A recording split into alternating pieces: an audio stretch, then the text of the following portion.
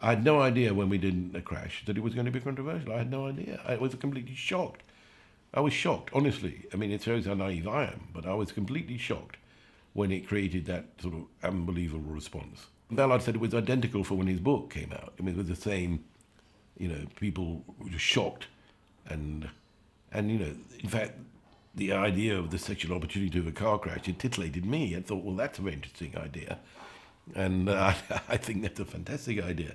And when I read the book originally, I thought, wow, that's unbelievable. I mean, of course, what's in the book is not exactly in the film, but some of it's in the film. And then some of it's been synthesized into other areas of the film, which is not exactly like the book.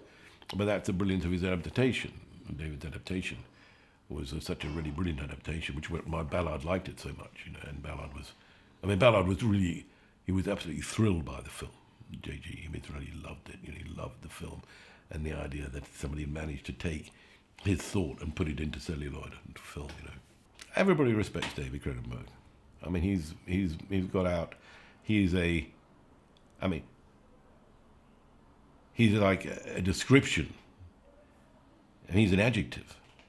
He is a description of something. It's Cronenberg-like. Immediately what it is, So David Cronenberg has turned Cronenbergian. It's like how many filmmakers, Hitchcockian, Cronenbergian. Now, as a producer, I'm a sort of self-professed expert in movies because I've seen thousands of films since I was a child. And therefore, I know what directors can do. And I know what every director's, what they do. Now, Cronenberg, somehow, his alchemy is by putting together images and sound and camera lens together to make these special films. And when you look at what he's choosing, and when I look and see the lenses he chooses, the way he chooses to track or not to count it or whatever he does, and the music he chooses, and the way he decides to do it, that is his hidden talent.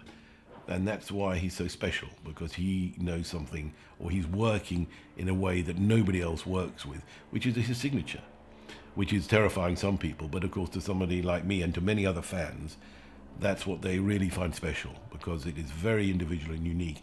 And I don't think there are probably only a dozen filmmakers in the world today who have got that, or maybe less even, who have, you could look at the film and you could, without any credits on it, that's Picasso, or that is a Matisse, or that is David Hockney. Now, with painters, you can do it much, literature a little bit.